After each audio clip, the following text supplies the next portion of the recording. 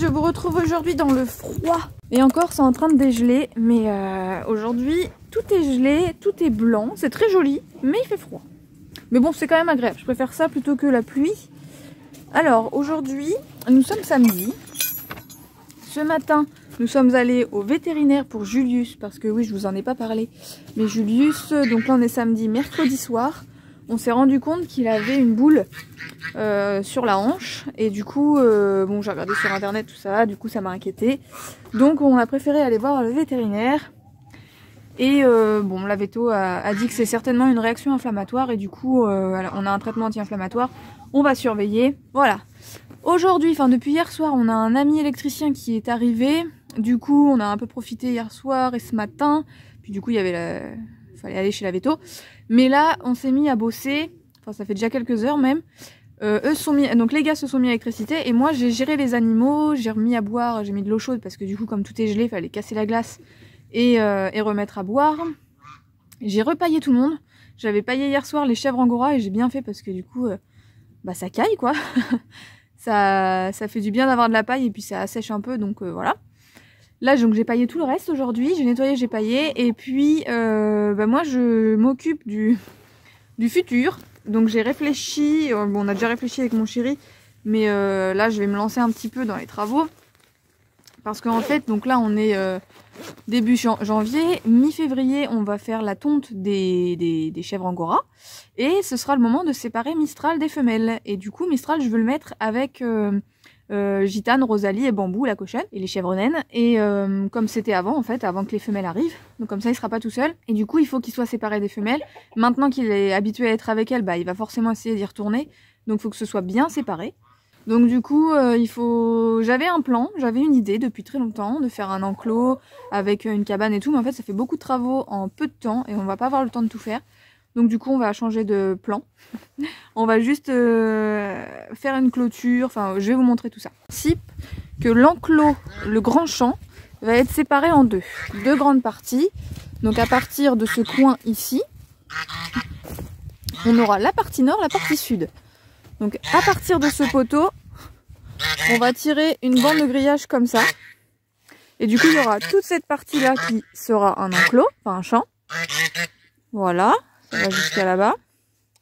Là, ce sera le passage, où le grillage est tout pourri. Là, c'est parce qu'on va mettre un portail.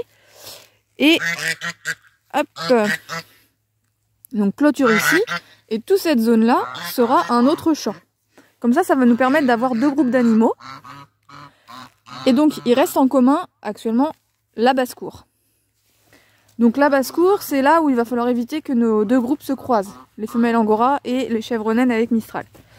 Les chèvres naines avec Mistral, ils dormiront ici. C'est l'endroit où ils dormaient à la base, quoi, avant d'aller dans la chèvrerie. Et c'est l'endroit où les chèvres naines et Bambou dorment encore. Donc, on a Bambou qui est couché d'ailleurs. T'es couché, ma Bambou? Tu fais dodo? T'es là, Bambou? Mais oui, t'as vu, je t'ai mis de la paille. T'es bien là, ma poulette, hein? Ça va, ma chérie. Tu fais dodo? Bon, on te laisse tranquille, on te laisse tranquille. Ça va. Fais dodo, laisse-la, mec. Laisse-la. Eh oui, tu veux l'embêter, toi. Tu veux l'embêter. On la laisse tranquille. Elle est où, Bambou? Elle est où, Bambou? Oh, ma Bambou. Donc cette zone-là, ce qu'on va faire, donc il y a le champ à diviser en deux, ça c'est une chose indiscutable. Le projet, c'est de fermer ici le haut-vent, comme ça les animaux qui dorment dans le haut-vent, donc je résume, Bambou, Rosalie, Gitane et Mistral, ils dormiront là-dedans, mais ils n'auront plus accès à la basse-cour si on ferme ici. Et je veux... Alors en plus c'est le bazar, c'est un truc qu'on doit faire depuis longtemps. On veut refaire les murs correctement propres et tout. Donc bah c'est l'occasion. J'aimerais leur faire une sortie donc de l'intérieur du haut-vent vers l'extérieur pour qu'ils aient accès au champ sud.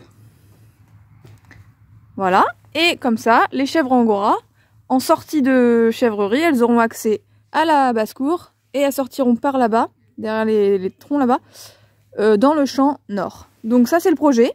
Donc en gros, ce qu'il faut faire là, le futur projet, c'est la ligne de grillage qui divise l'enclos nord-sud et fermer ici et faire une sortie de l'intérieur du auvent vers l'extérieur. Voilà, au boulot. Bonjour tout le monde. Bon, aujourd'hui nous sommes mardi, je sais plus combien, je vais vous le mettre quelque part. Je m'apprête à sortir les petits toutous, je vais le faire tout de suite. Hop, à tout de suite mes amours. Je mets mon manteau et je vais nourrir les animaux. Et alors hier mon chéri était en télétravail, donc il était à la maison avec moi.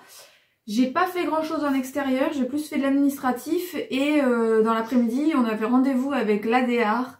Donc en fait quand j'étais à la chambre d'agriculture, comme je vous ai dit, moi j'avais un petit projet parmi plein de projets différents, dont beaucoup de grands projets avec beaucoup d'investissements, vraiment des trucs très agricoles.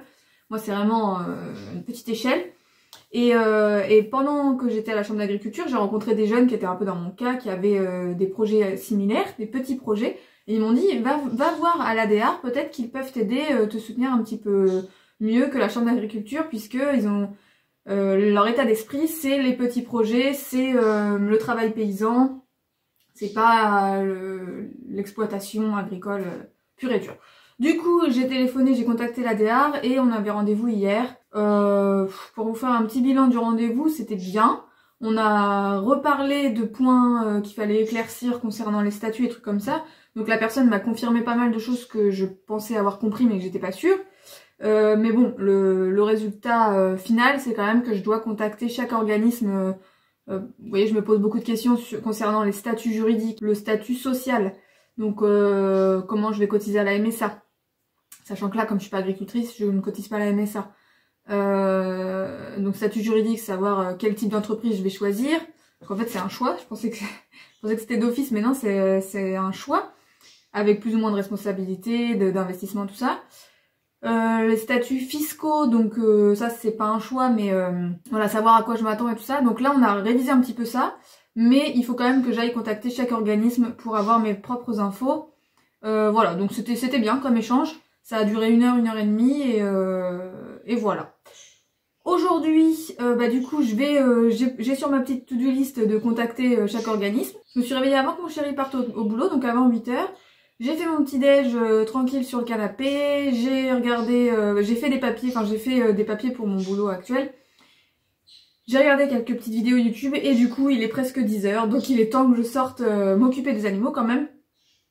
Et puis après, on va faire un état des lieux sur ce que je vous ai parlé dans les petites séquences d'avant, là, sur la séparation du terrain en deux, enfin voilà. Il faut que je compte, d'ailleurs il faut que je prenne un papier, un crayon pour que je compte tout ça, compter combien il va me falloir de grillage, de piquets, et après je vais faire un état des lieux de ce qu'on a, parce qu'on a quand même déjà pas mal de matériel.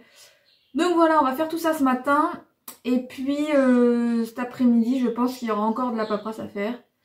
Voilà, à moins que je me lance carrément dans le chantier si jamais j'ai assez de matériel, mais je suis pas sûre, donc et puis bon, c'est un truc, c'est mieux si on le fait à 2, à 3. Voilà, bon allez c'est parti, j'entends les chiens qui aboient, donc je vais voir tout de suite.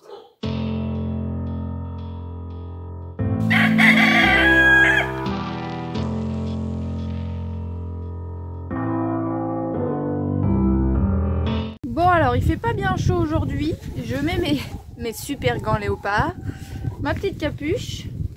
Je vais vous montrer, l'autre jour j'ai touché un petit peu tout ce qui était autour du auvent parce que je veux refaire certaines parois, enfin je veux faire une ouverture d'une porte et je veux refaire certaines parois parce que c'est des plaques qui sont toutes pétées et tout ça, et donc je veux les remplacer par des tôles en fer, quoi, en métal.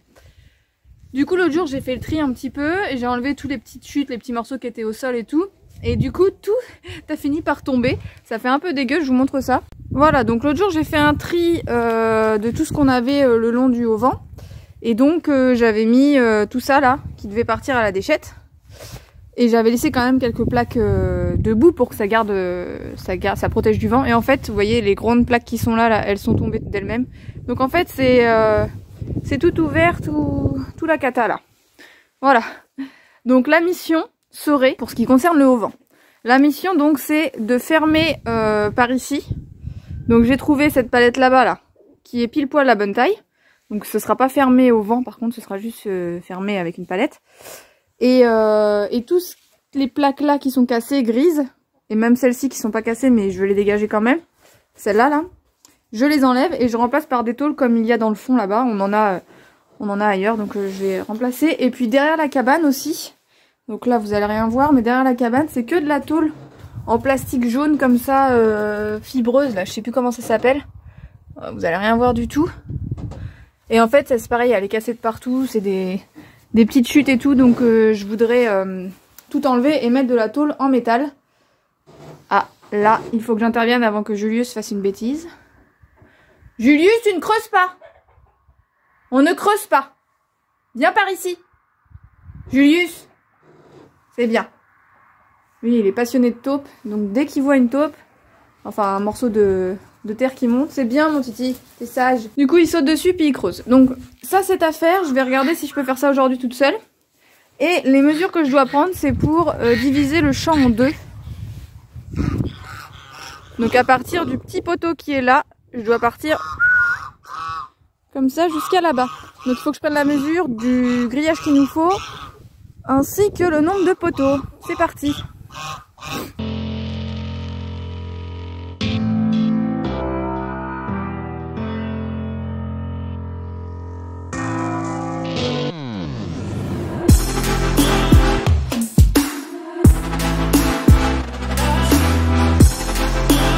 Alors direction la caverne d'Ali Baba. Tadam!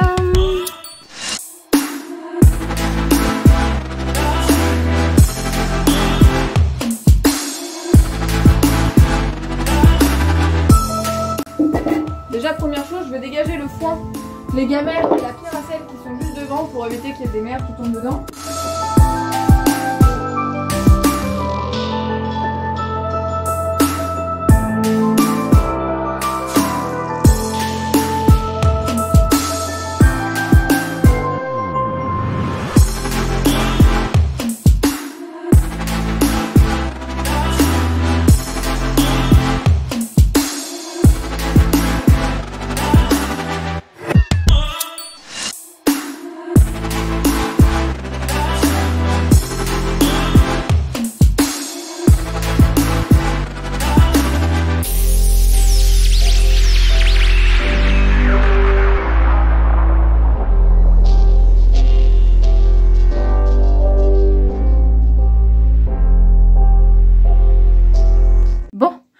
Un petit coup de chaud, je suis en train de me tâter à laisser une partie de plaques qu'il y a déjà de base, parce que du coup c'est quand même chaud à enlever, ça fait des déchets qu'on sait pas trop quoi en faire parce que les déchetteries les prennent pas, donc je me dis que je pourrais les laisser et du coup ça fait moins de boulot quoi, je vous montre.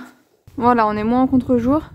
Du coup, vous voyez, si je laisse les plaques existantes là-bas qui sont pas cassées, celles-ci, enfin un tout petit peu en bas, mais il y a vraiment pas grand-chose et c'est bouché derrière. Bah du coup, ça me fait pas grand-chose à rajouter parce qu'il y a que la petite bande là à rajouter et ça va être la porte de sortie. Donc finalement, ça fait pas beaucoup de boulot et c'est pas plus mal. Après, c'est vrai que ça fait une bonne entrée d'air. L'idéal, ce serait de pouvoir fermer ici avec des tôles et pas la palette finalement. Mais c'est un autre chantier, il faut que je regarde. Faut que je regarde si c'est faisable. Enfin c'est faisable hein, mais peut-être pas dans la journée quoi. Et en plus si je bouge comme je viens de vous montrer là, la façade, le côté quoi. Bah du coup ça a un avantage, c'est que les animaux sont pas... parce que ça va être la séparation des deux groupes. Et du coup juste une palette ça fait un peu léger, ils vont se sentir et tout. Et ils vont se voir et du coup ça va les frustrer encore plus que si c'était plein. Donc je vais plutôt envisager cette deuxième solution. Fermer à fond ici et pas enlever toutes les plaques de ce côté-là. Voilà, c'est pour ça, en faisant, les idées viennent et ça s'améliore. Donc voilà. Bon, et bien, nouveau chantier dans le chantier. J'ai trouvé deux grandes planches, une là, une là-bas, que j'ai posé vraiment n'importe quand. On est tout le temps en contre-jour, c'est incroyable. Que j'ai posé là n'importe comment, comme ça pouvait tenir, hein, mais c'est juste posé, hein, j'ai pas du tout fixé, donc c'est pas droit et tout. Mais du coup, bah, je vais lancer ça. Ça m'a pas l'air bien compliqué, il faut juste fixer ça. Si j'en trouve une troisième, c'est l'idéal, pour mettre au milieu.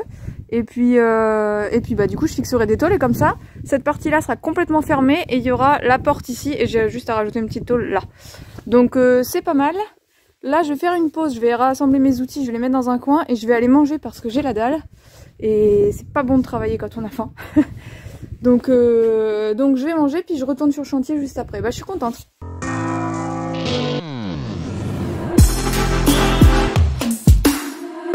Bon, je vous reprends, il est 17h passé. Je suis rincée, je n'en peux plus. Mais je suis contente, j'ai bien avancé. Même si je suis obligée de m'arrêter parce qu'il faut être à deux. Enfin, je vais vous expliquer. Je tourne la caméra puis je vous montre, mais c'est plutôt cool, ça avance. Donc voilà ce que j'ai fait. Alors comme ça paye pas de mine. En fait, les deux tôles qui sont à gauche sont fixées. Celle de droite, elle est juste posée, elle est calée, elle peut pas bouger, mais elle est calée. En fait, il y a le réservoir d'eau qui m'embête et je peux pas accéder, donc je peux pas continuer à poser les tôles. Et il est plein et ça m'embête de le vider pour rien. Surtout que j'ai un petit projet de petite mare pour les oies là que je vais faire bientôt, donc je voulais me servir de cette eau. Puis même il y en a, enfin il est rempli. Donc pour l'instant, je m'arrête là. Il faut que j'enlève tout le bazar là.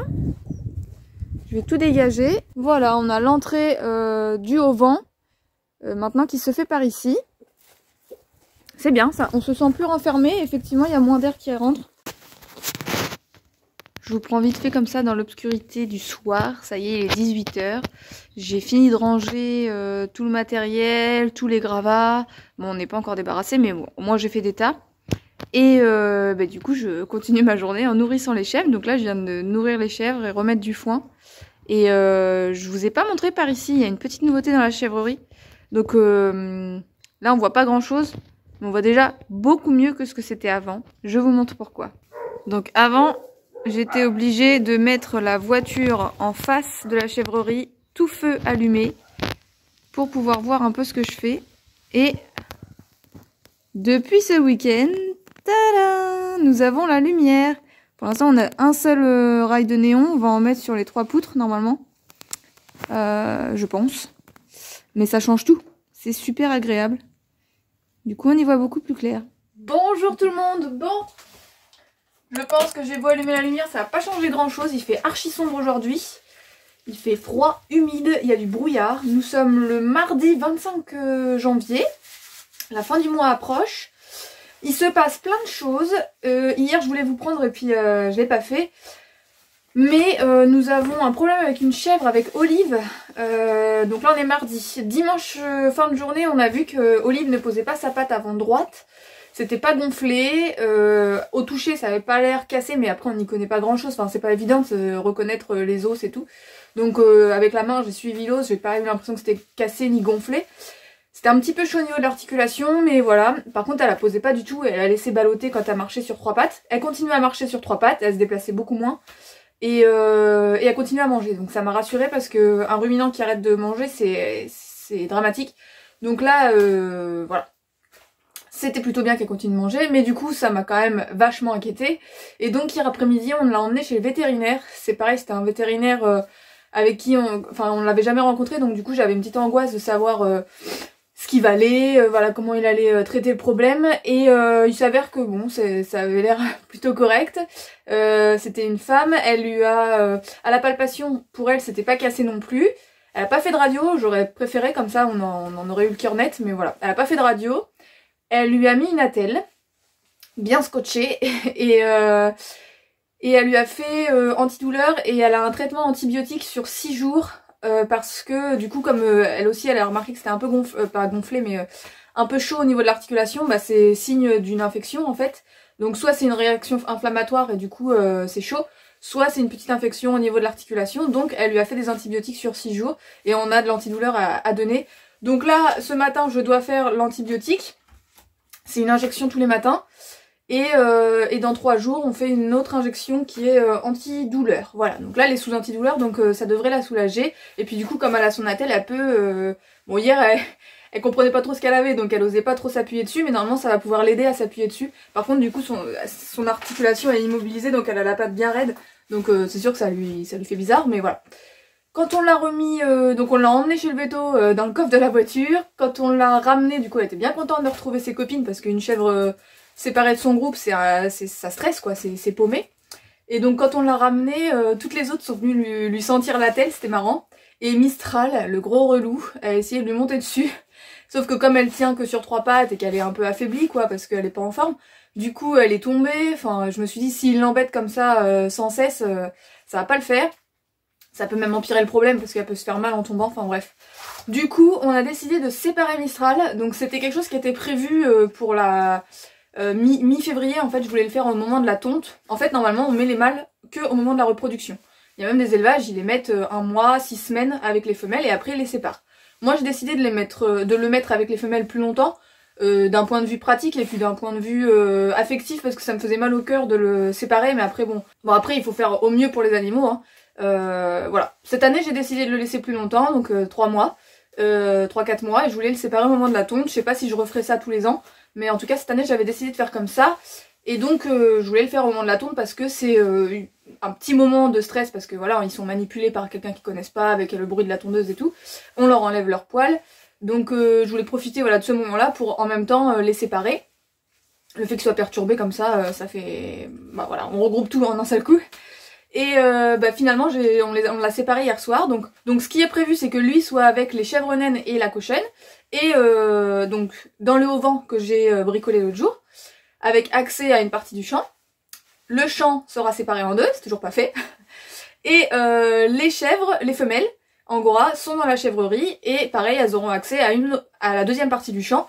Mais du coup, pour l'instant, c'est pas séparé, donc je vais faire ça incessamment sous peu.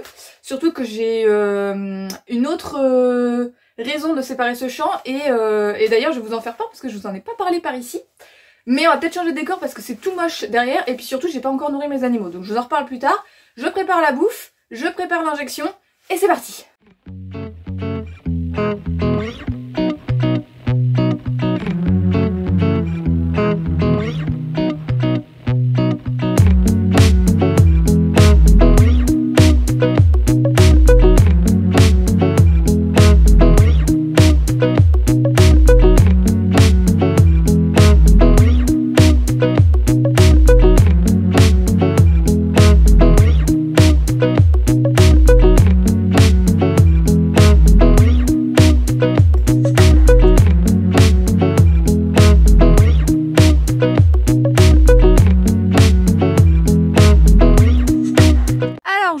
Maintenant que je me suis occupée de tout le monde, pour vous raconter un petit peu ce qui m'est arrivé le week-end dernier. J'ai reçu, enfin la bonne nouvelle que j'ai reçue le week-end dernier, en fait j'ai reçu un mail de l'éleveuse de Mistral, avec qui j'avais échangé plusieurs fois cette année. En fait on a pris Mistral au mois d'avril, et depuis je lui donnais des nouvelles de temps en temps, par exemple quand on l'a tondu, puis quand les femelles sont arrivées, voilà, je lui avais envoyé 2-3 nouvelles comme ça. Et le week-end dernier, elle m'a envoyé un mail en me disant, parce qu'en fait elle m'avait dit qu'elle allait prendre sa retraite bientôt. Je savais pas très bien quand, je savais pas très bien... Et du coup, bah en fait il s'avère qu'elle la prend bien maintenant. C'est vrai que ça fait déjà quasiment 1 an et qu'elle me l'a dit. Et du coup, elle m'a envoyé un mail en me disant, comme vous le savez, j'ai vendu mon troupeau. Par contre, il me reste 3 vieux individus, une mamie de 11 ans et un frère et une sœur de 10 ans. Si vous voulez, je peux vous les donner, ainsi que la table de tri, parce que quand on trie les toisons, il faut une table. Alors je comptais me la fabriquer, mais du coup si je peux en récupérer une, ça me fait gagner du temps. Donc du coup j'ai accepté, j'ai réfléchi un petit moment, et puis je me suis dit, parce qu'en fait c'est des vieux individus, donc ils font, elle m'a dit ils font quand même de la laine de catégorie 3, donc en fait on classe la laine en 4 catégories, de la première qui est la meilleure à la 4e qui est la moins bonne, et ils font de la catégorie 3, ce qui est correct, hein. Ils en font moins par contre, puisque c'est des vieux animaux, donc ils donnent moins de poils. Mais voilà, moi je vais pas... l'esprit de mon élevage, c'est pas la production à outrance, c'est plus le plaisir. Donc du coup voilà, j'ai pas des objectifs de fifou pour l'année 2022. Ça me fait toujours augmenter un petit peu ma récolte de février, puisque je vais les prendre avant la tonte. Donc voilà, j'ai accepté et je vais les chercher samedi prochain, samedi 29. Donc il faut que l'enclos soit terminé pour que quand même tout le monde puisse avoir accès de manière séparée. Et alors j'ai demandé les liens familiaux qu'il y avait avec Mistral, puisque c'est le même élevage, et il s'avère que la mamie de 11 ans, c'est la maman de Mistral. Je trouve ça dingue, parce que la dame elle avait quand même beaucoup de chèvres, et que ça tombe sur elle, c'est marrant. Donc bien sûr, il faudra pas que Mistral s'accouple avec elle. Déjà de base, de toute façon, je comptais pas les mettre à la repro parce que c'est des vieux individus. Et bah là, en plus, c'est sa maman, donc c'est pas la peine. Et les 2 individus qui ont 10 ans, un frère et une sœur, ce sont les oncles et tantes de Mistral. Donc c'est pareil. Enfin, dans tous les cas, à cet âge-là, je voulais pas les faire reproduire. Juste, ils vont me faire de la laine. Donc les 3 individus iront avec les femelles. Je verrai le comportement du mâle castré. Donc c'est un mâle castré qui va venir. Je verrai le comportement. Si ça passe avec Mistral, pourquoi pas le mettre avec, comme ça il sera pas tout seul avec les chèvres naines. Il y aura un copain angora avec. On verra, on va s'adapter en fonction du caractère de chacun. Mais en tout cas, je vais les chercher samedi prochain, donc je suis trop contente. Donc de 5, je vais passer à 8 animaux angora, donc c'est plutôt cool. J'espère que ça ira aussi avec Olive, puisqu'il faut pas trop la brutaliser, donc voilà, on va surveiller tout ça, mais c'est plutôt cool. Donc voilà, c'était la grande bonne nouvelle que je voulais vous partager. Aujourd'hui, au programme, alors hier je suis allée chez l'ostéo et elle m'a conseillé de pas faire de trucs physiques. Du coup, j'avais prévu de faire la séparation du champ en 2, mais je vais me garder ça pour ce week-end.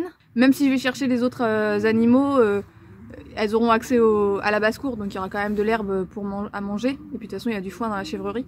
Voilà, donc ça me laisse un petit laps de temps quand même pour faire la séparation de l'enclos, du champ, mais je veux quand même la faire assez rapidement. Ah, mes copines les oies qui arrivent. Salut les filles, ça va? Et vous faisiez une balade? Ouais. Vous étiez partis en balade. Maki. Voilà, à partir de maintenant, je peux plus en placer une. Pour aujourd'hui, ce que je me suis prévu, c'est installer un bac d'eau pour faire une mare pour les oies, justement. Donc j'ai commencé à creuser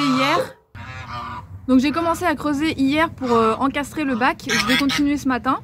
On n'a pas le bouchon du bac, donc il va falloir qu'on trouve ça. Mais voilà, déjà si je prépare, c'est plutôt cool. Et puis ça va me permettre de vider le réservoir d'eau devant au vent, parce que je veux déplacer le réservoir d'eau. Donc voilà, je bricole un petit peu comme ça. Après je rentre, je mange, je pars chercher un colis Vinted. Et après j'ai rendez-vous à 14h30 avec un vétérinaire, donc celui chez qui on est allé hier, mais en fait c'était son remplaçant, donc je l'ai toujours pas rencontré. C'est un monsieur que je connais pas encore, mais en fait quand j'ai déclaré mon cheptel du coup, on m'a demandé de déclarer un vétérinaire sanitaire pour mon élevage. Donc il faut que ce soit un vétérinaire officiellement dédié pour mon élevage. Du coup voilà, je l'ai pas encore rencontré, j'espère que ça le fera. De toute façon après ça m'engage pas non plus. Mais voilà, il est pas très loin, il fait du rural. Donc aujourd'hui je le rencontre pour la première fois et on va faire les papiers ensemble. Donc voilà. Ça c'est mon programme de la journée, donc j'essaye de pas trop perdre de temps. Je veux aussi blinder de paille sous le haut-vent parce que comme maintenant il y a Mistral avec, voilà, il y a pas assez de paille pour tout le monde. Donc voilà, faut que je sois efficace. Je mets de la paille, je finis de creuser et c'est parti. Alors, petit point sur mon chantier, je suis plutôt contente. Hier on avait commencé à creuser avec mon chéri, il m'a bien aidé. Et là j'ai peaufiné, j'ai creusé un peu plus profond puis bien propre sur les côtés. Et j'ai fait un petit écoulement là-bas. Je sais pas si on voit quelque chose avec le brouillard et tout. Enfin, il fait froid mais j'ai pas froid. Voilà, donc on mettra le trou du bac par ici. Et du coup ça s'écoulera là.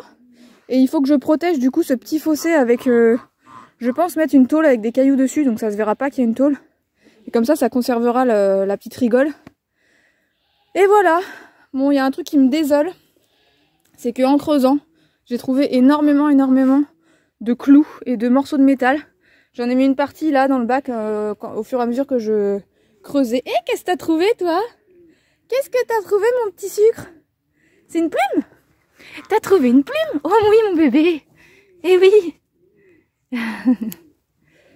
Et ouais, donc pour en revenir aux clous là et aux morceaux de métal, ça me désole.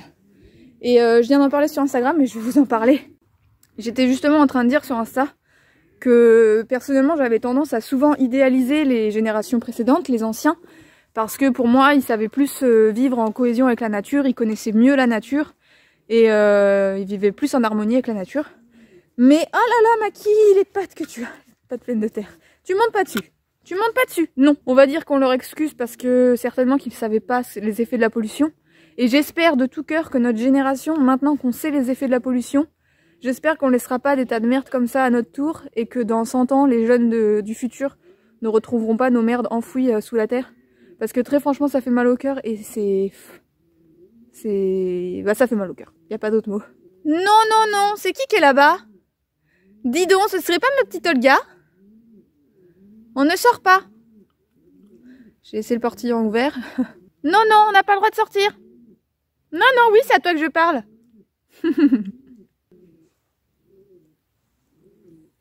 Bah, je peux vous dire que les poules sont contentes, hein. Elles se régalent. Donc là, j'ai dégagé les contours. Il faut que je délimite bien les contours. Je me disais que je pourrais faire ça avec des petites briques. Je voudrais faire quelque chose de propre autour qui évite que la terre retombe dans l'eau et qui soit aussi en même temps pratique pour que les oies puissent aller se baigner, ou bambou sûrement qu'elle ira aussi. Faut que je réfléchisse à ça. Faut qu'on trouve un bouchon parce que du coup c'est un truc qu'on a récupéré donc il n'y a pas de bouchon. Et voilà. Et puis du coup protéger ma petite rigole que j'ai fait là. Voilà, je suis contente, ça avance. Et bientôt je vais pouvoir vider ce réservoir d'eau qui m'insupporte, le nettoyer parce qu'il a verdi et on le mettra dans le haut-vent, dans la cabane de Mistral, qui est là, qui nous regarde. Comme ça, il sera caché, déjà.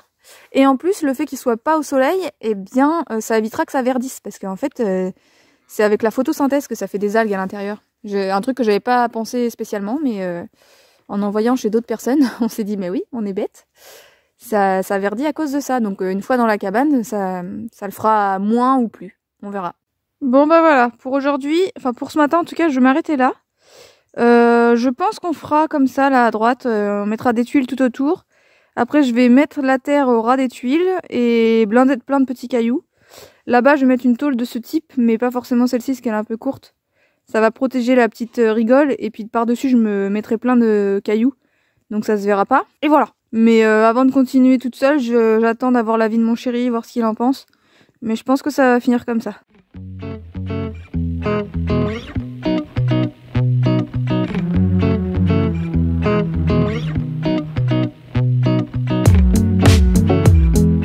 Bonjour tout le monde. Bon, aujourd'hui je vous retrouve, nous sommes le samedi 29 janvier.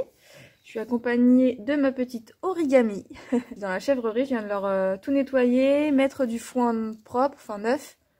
Donc elles se régalent, elles en ont partout. Je vous ai fait quelques petits plans de Olive avec sa patte toute abîmée.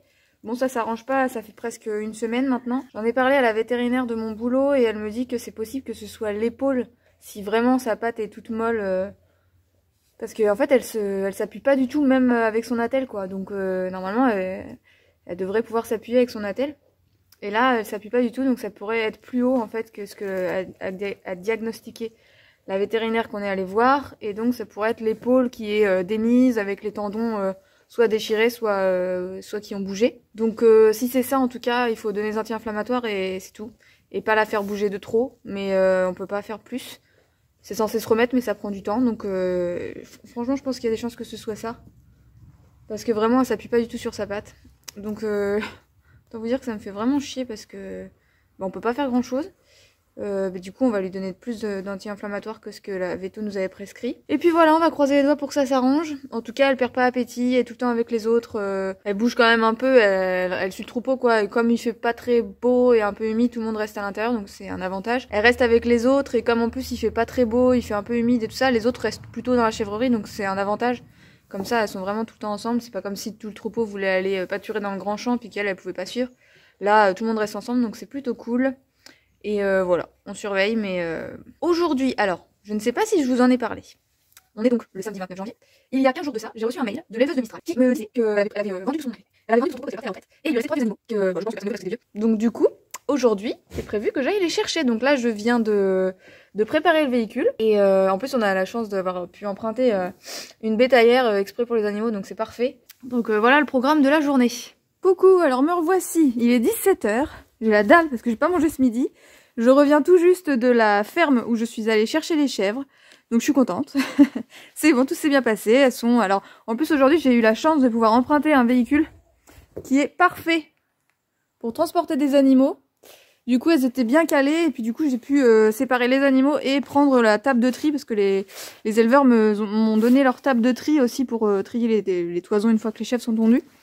Donc bah maintenant, c'est le petit moment un petit peu délicat parce que je suis toute seule. Je vais devoir ouvrir la porte du véhicule, sortir les animaux un par un, sans que tous les autres se barrent, et puis les mettre dans la chèvrerie. Alors j'espère que ça va bien se passer parce que je vais les mettre tous ensemble directement. Et les éleveurs m'ont dit qu'il y en avait une qui était assez dominante et qui tapait les autres. Donc ils m'ont dit, celle-ci c'est une saloperie. Donc j'espère que ça va le faire. Je me suis dit, ils auraient pas dû me dire ça parce que maintenant j'ai peur et je me fais des films. Alors que si ça se trouve, tout va très bien se passer.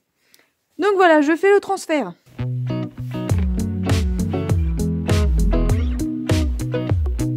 Coucou.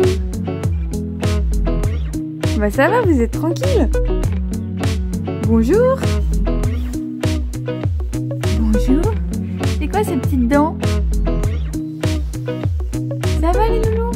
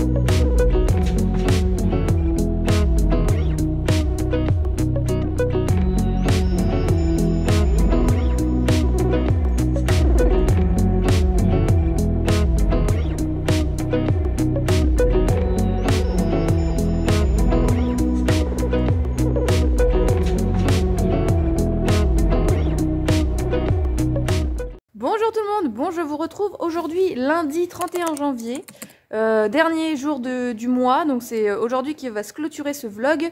Mais avant ça, là vous voyez je suis posée dans la chèvrerie par terre, je regardais un petit peu les chèvres après les avoir nourries. Et comme vous l'avez vu il y a quelques jours, j'ai ramené, enfin il y a 2 jours de ça, j'ai ramené 3 nouveaux individus à la ferme, donc je vais vous les présenter quand même avant de clôturer ce vlog. Et puis aujourd'hui, ce qui est prévu, bah là je vais nettoyer un petit peu la chèvrerie. Je vais continuer mon chantier au niveau de la mare des oies, le petit bac d'eau.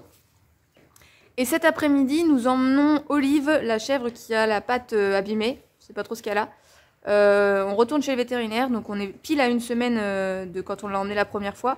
Parce qu'il y a eu 0 évolution, elle a eu une attelle en fait toute la semaine, anti-inflammatoire et antibiotique. Et franchement, on n'a pas vu de différence. Et en fait, elle fait vraiment traîner sa patte. Elle soutient pas parce que souvent les animaux quand ils boitent ils la tiennent en hauteur comme ça pour pas que ça touche le sol. Oh Maki va me faire tomber mon trépied. Et là non là pas du tout, là sa patte elle traîne. Et donc en discutant autour de nous avec vétérinaires de où on travaille et puis des éleveurs et même des amis, tout le monde pense que ça vient de plus haut en fait, parce que là on avait immobilisé l'articulation du coude et en fait ça ressemble plus à un problème au niveau de l'épaule, et c'est pour ça que du coup comme elle peut pas la soutenir, parce que si ça vient de l'épaule elle peut pas la soutenir, c'est peut-être pour ça que ça explique que ça traîne. Donc voilà, ça me fait chier si c'est un mauvais diagnostic, surtout que là on retourne chez les mêmes vétérinaires, donc je vais déjà insister pour qu'ils nous fassent une radio, parce que c'est le truc que j'aurais voulu qu'ils fassent dès le départ. J'aurais préféré, comme ça on avait le cœur net de savoir où était le problème quoi, parce que là on a supposé que c'était au niveau du genou, enfin du coude, mais en fait on n'en sait rien. C'est pas gonflé et tout, bon bref. Donc je vous en dirai plus, je vous reprendrai quand même ce soir pour vous donner des nouvelles avant de clôturer ce vlog. Donc voilà le programme de la journée. Du coup je me mets à travailler un petit peu et puis je vous reprends en fin de journée pour vous montrer un peu comment ça a avancé et puis vous donner des nouvelles d'Olive, ce qu'a dit le vétérinaire et tout. Voilà.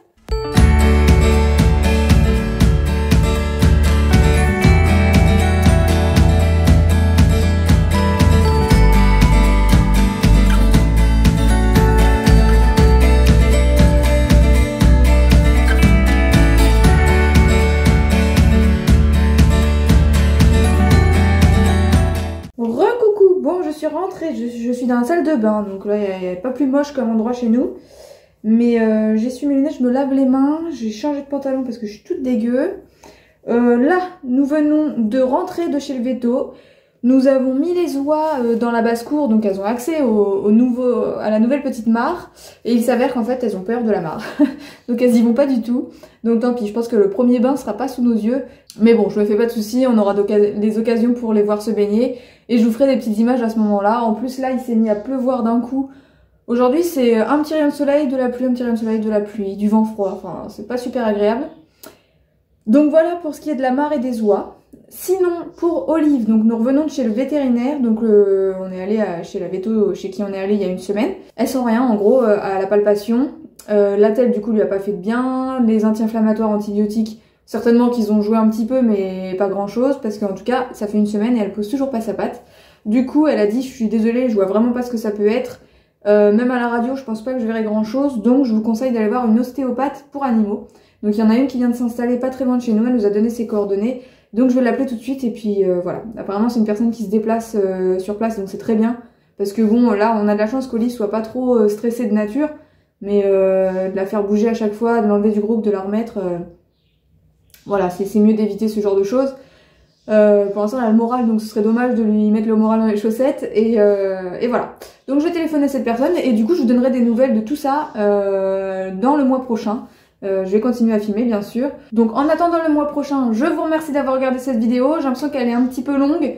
J'ai pas encore fait le montage mais j'ai l'impression que ça va être assez long. C'était du condensé ce mois de janvier, hein. Il y a eu beaucoup de choses. Et je pense que ça va être de plus en plus tout au long de l'année. Enfin j'espère qu'il y aura des mois où ce sera un peu plus calme. Mais en tout cas le mois prochain c'est sûr qu'il va se passer plein de trucs. Donc voilà, je vous retrouve très bientôt.